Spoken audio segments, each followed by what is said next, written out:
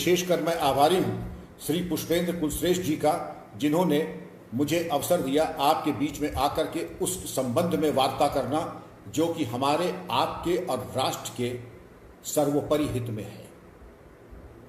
हम लोग, सबसे पहले मैं बताना चाहूँगा अपने बारे में, केवल 1 मिनट से कम लूँगा।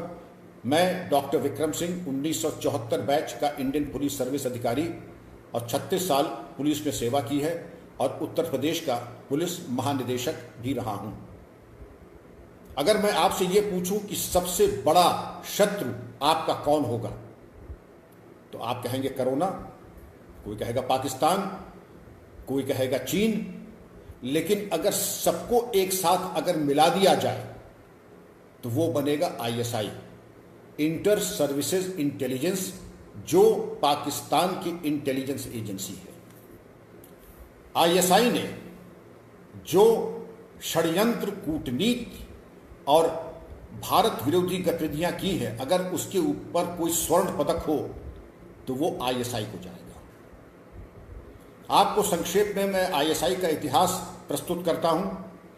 ISI का सृजन 1948 में हुआ था और तत्कालीन ब्रिटिश मेजर जनरल रॉबर्ट काउथॉर्न इसके प्रथम सृजनकर्ता थे। सर रॉबर्ट काउथॉर्न इसके उपरांत सन 50 से 1959 तक ISI के चीफ भी रहे हैं। वर्तमान में मेजर जनरल हमीद इसके चीफ हैं, फायज हमीद, और इनके द्वारा विभिन्न जो गतिविधियां हैं वो संचालित की जाती हैं। अगर इसके इतिहास में हम जाएं तो हम ये देखेंगे कि ये एक सामान्य सी इंटेलिजेंस एजेंसी थी और इसकी प्रमुखता तब आई है जब अफगानिस्तान में 80 के दशक में सोवियत यूनियन की फोर्सेस अफगानिस्तान में थी, तो अमेरिका के द्वारा सऊदी अरेबिया के पैसे से और तमाम नेटो फोर्सेस ने मिलकर के ISI के माध्यम से अफगान मुजाहिदीन को सशक्त किया और सोवियत यूनियन के खिलाफ युद्ध के एक ताना बाना बुना था।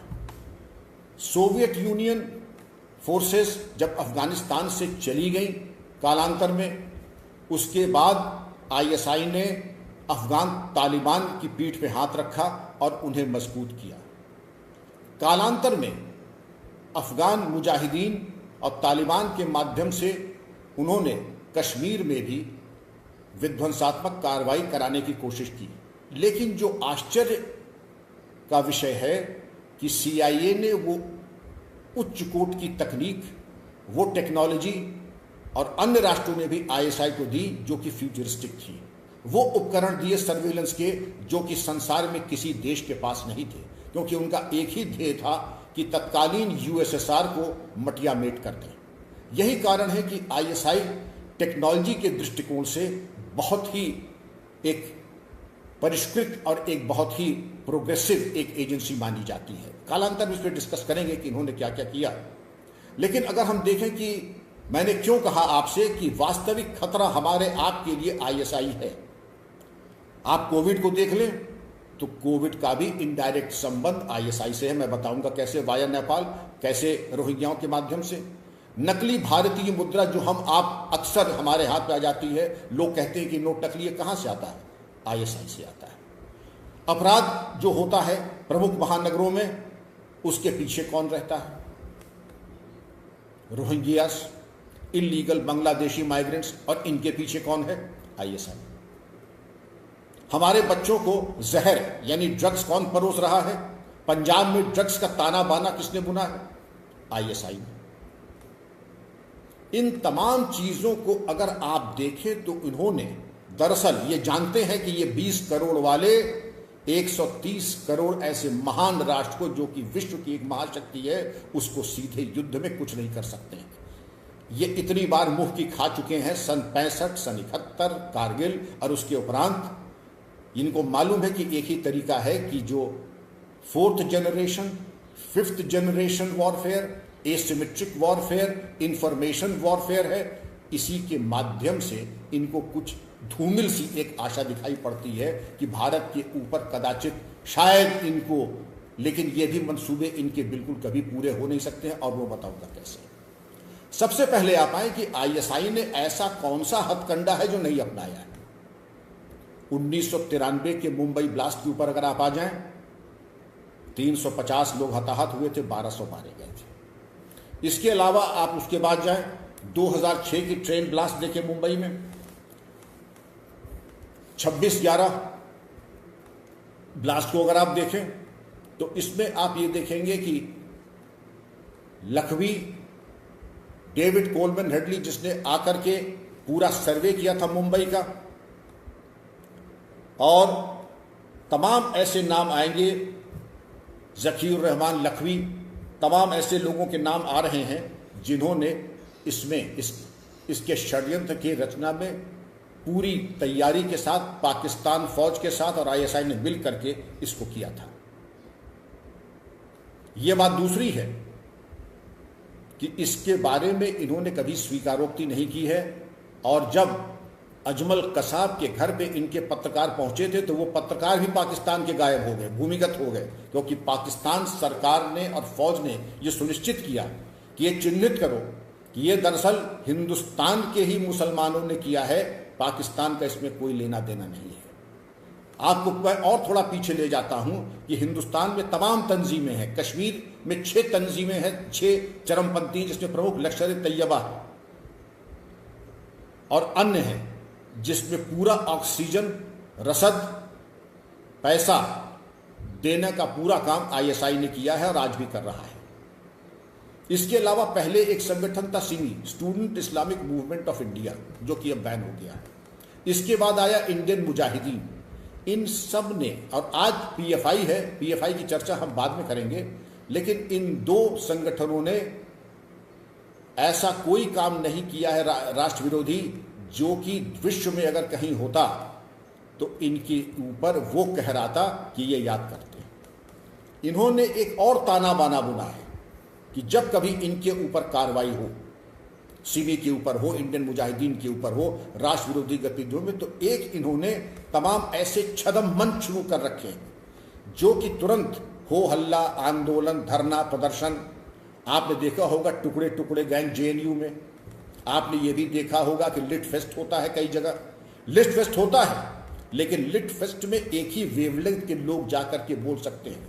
तस्लीमा नसरीन नहीं जा सकती हैं, तारिक फतेह नहीं जा सकते हैं, और ऐसे लोग जो जाकर के इनको बेनकाब कर सकते हैं, उनके लिए कोई स्थान ऐसा नहीं है। ये इंफॉर्मेशन वॉरफेयर की एक बहुत सुनियोजित एक षड्यंत्र के तहत एक तौर तरीका इन्होंने अपनाया है, जिसमें यह कहा जा सकता है कि जिसने भी इनके खिलाफ आवाज उठाई उसके खिलाफ ये किसको बोलने नहीं देंगे। टीवी डिबेट्स में अगर आप देख लें, टीवी डिबेट्स में भी ऐसे नौटंकीबाज आ जाते हैं कि जिसने भी देश प्रेम की कोई बात की, इनके विरोध में कोई बात की, तो जैसे सियारों का हुजूम टूट पड़ता है उस तरीके से वो टूट पड़ते हैं और अगले को बोलने का मौका नहीं देते हैं। हमारे कर्नल आरएसएन सिंह साहब हैं, पुष्पेन जी इसको भली बात जानते हैं, और आप सब ने भी चीज़ को देखा होगा कि जो भी भारत की बात करे, जो भी देश प्रेम की बात करे, उसकी आवाज़ चाहे लिट फेस्ट हो, चाहे कहीं भी हो। इसके अलावा इन्होंने तमाम तरह के छदम पुरस्कार, जर्नलिस्ट और ऐसे ऐसे व्यक्ति हैं आपके मेगा से पुरस्कार विजेता, मुझे तो कभी कभी शक होता है इनकी गुणवत्ता के ऊपर कि ये वाकई पुरस्कार हैं या किसी अन्य कारण से इनको अलंकरण प्रदान किया गया है। अरुंधति रॉय जी, वो अगर वास्तव में लेखिका हैं तो पठन पाठन में अपना ध्यान दें। राष्ट्र विरोधी गतिविधियों के ऊपर बोलना और कश्मीर को तश्तरी पे रख के पाकिस्तान को देने का अधिकार उनको किसने दे दिया, मैं समझ नहीं पाया है, क्योंकि उनकी चाबी भर रहा है आईएसआई। हमारे कितने जर्नलिस्ट ऐसे हैं, राजनेता हैं, जो आईएसआई के दावतनामे के ऊपर न सिर्फ पाकिस्तान जाते हैं, विदेशों में जाते हैं, उनकी पूरी आवभगत होती है। आवभगत कौन करता है? आईएसआई करता है। पॉकेट मनी कौन देता है? आईएसआई देता है। धन से परिपूर्ण कौन करता है? आईएसआई करता है। हमारे विशेषज्ञ ये बताते ये बात खुलासे वाली नहीं है, क्योंकि इन सब चीज़ों को जो कि मैं आपके सामने पेश करूंगा इसका कोई लेखा जोखा नहीं होता है। आज से 35 साल पहले अगर आप चले जाएं, ये चर्चा उठी थी कि हमारे तत्कालीन बड़े नेता वो आईएसआई के पेरोल में हैं, इससे ज़्यादा शर्मनाक बात क्या हो सकती है। तब आईएसआई की घुसपैठ राजनीति में थी, उसके अलावा फिल्म इंडस्ट्री में थी। फिल्म इंडस्ट्री की तमाम दावतें दाऊद इब्राहिम, छोटा शकील और इस तरीके के गैंगस्टर्स न सिर्फ Bombay film industry stock market को प्रभावित करते थे, लेकिन बाजार भाव को प्रभावित करने के लिए दुबई में पार्टियां होती थी। कौन डिस्ट्रीब्यूटर होगा, कौन कितने में खरीदेगा, कौन नहीं खरीदेगा, किसको हीरो बनना है, हीरोइन नहीं बनना है, इसकी पूरे फैसले फंडिंग दुबई से दाऊद इब्राहिम, छोटा शकील और इनके गिरोह करते थे। संपत्ति के लेन देन में भी इनका हाथ रहता था। इससे पहले कि मैं भूल जाऊं, इससे बड़ी शर्म की बात क्या हो सकती है कि दाऊद इब्राहिम की संपत्ति 1993 के बाद जब ये सब पलायित हो गए थे, इनको बेचने में सरकार को नाको चने चबाने पड़े। मैं ये जानना चाहूँगा, ये कहा जाता, मैं विश्वास नहीं करूँगा, मैं उम्मीद करता हूँ कि ये असत्य हो, कि उनके मददगार शासन, प्रशासन, पुलिस विभाग में भी थे जिन्होंने दाऊद इब्राहिम की संपत्ति को कुर्क होने नहीं दिया और बेचने नहीं दिया। बड़ी मुश्किल से उनका विक्रय हुआ, वो भी मिट्टी के दाम पे, कौड़ियों के दाम पे। अन्य स्थानों पर जहां पुलिसकर्मी, पुलिस अधिकारी, शासन प्रशासन जागरूक था, ऐसे तत्वों की संपत्ति में थाने और चौकी खुल गए। भले ही उनके भय और आतंक से कोई खरीदने ना आया हो, या पता लगा लें कि उत्तर प्रदेश में बड़े बड़े माफिया और इस तरह के लोगों के कोठी और मकान में पुलिस कार्यालय, थाने और चौकियां खुल गए हैं। भले ही कोई खरीदने ना आए, लेकिन कम से कम उसका सरकार और जनता के लिए सदुपयोग हो, जिनकी को लूट करके उन्होंने अपनी आकुल धन संपत्ति पैदा की। इसके बाद हम आते हैं एक दो गंभीर घटनाओं के ऊपर।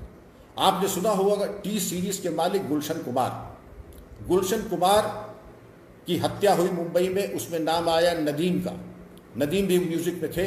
बहरहाल वो इंग्लैंड भाग गए, इंग्लैंड से दुबई चले गए। उन्होंने एन केन प्रकारेण किसी से एक्स्ट्रा जुडिशल कन्फेशन करा करके अपने ऊपर से वो दाग हटा दिया। लेकिन ये सर्वविदित है कि अबू सेलम का पूरा हाथ था गुलशन कुमार की हत्या में। गुलशन कुमार, जब मैं मेरठ के कार्यकाल में था तो मेरे पास स्वयं आए थे।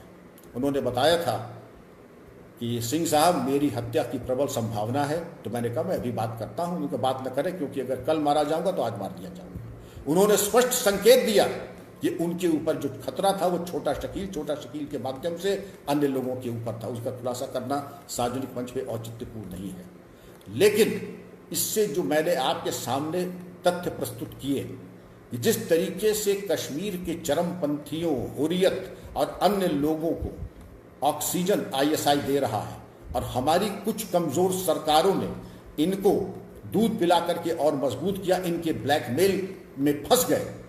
बेहतर ये होता कि इनको जो 100 करोड़ सालाना इनके ऊपर खर्च किया जाता था, उसको न करके इनके ऊपर वो कार्रवाई होती जो आज हो चुकी है। बहरहाल देर आए दुरुस्त आए। अब वो कार्रवाई का समय आ गया है कि कश्मीर के चरमपंथी, हुर्रियत और ये वहाँ की सरकारें ऐसे एक ताना बाना बुन करके आईएसआई के इशारे के ऊपर चरमपंथियों को अपने अंदर बुला लेना। वरना मैं जानना चाहूँगा कि अगर पूरी राष्ट्र, भारत ऐसा राष्ट्र कमर कस ले, इन चरमपंथियों में ताकत नहीं है कि ये इस प्रकार का दुस्साहस कर सके। बहरहाल अब कार्रवाई शुरू हुई है। मुझे पूरी उम्मीद है कि कालांतर में इनको मिट्टी में मिला दिया जाएगा। पाकिस्तान ने और आईएसआई ने ऐसी कोई कमी नहीं छोड़ी है। इन चरमपंथियों को वो हथियार दिए हैं जो हमारी फौज के पास भी नहीं है। ऐसे ऑटोमेटिक वेपन्स, ऐसे वेपन जिनमें इंफ्रारेड एमिंग डिवाइसेस हैं, नाइट विजन डिवाइसेस हैं, बुलेट प्रूफ जैकेट्स, ऐसे फैंसी फाइबर ग्लास के। इसके अलावा सैटेलाइट फोन्स में एक टेलीकॉम कंपनी है पाकिस्तान में जिसका नाम है थोराया। पूरी कंपनी बनी ही इसीलिए है कि चरमपंथियों का टेलीकॉम नेटवर्क बदस्तूर बहुत उम्दा चलता रहे। आईएसआई ने न सिर्फ इस तरीके से हमारे भ्रष्ट नेताओं को खरीदने की कोशिश की, बल्कि नॉर्थ ईस्ट में चरमपंथियों को हथियार दिए। हमारे जो लेफ्ट विंग एक्सट्रीमिस्ट हैं, नक्सलाइट्स, उनका प्रशिक्षण, उनको धन और उनको हथियार दिए जाने की पूरी कवायद उनके द्वारा की गई है। इसके अलावा अगर आप देखें आईएसआई और क्या क्या कर रहा है, उसका क्या पर्सपेक्टिव है। जनरल जिया जब गद्दी पे बैठे तो उनका एक फिलॉसफी थी K2, कश्मीर और खालिस्तान। तो उन्होंने खालिस्तान समर्थक तत्वों को इंटरनेशनल सिख यूथ फेडरेशन, उसको बहुत पालने की कोशिश की, उसकी क्रियाशील बनाया उसको, खालिस्तान के नोट छपवाए जर्मनी में। लेकिन अगर आप इसकी गहराई में जाएं तो ये जो एक नए पेडेस्टल पे ला करके खड़ा किया तो जनरल जिया के बाद ही ये सब कार्रवाइयां शुरू हुई।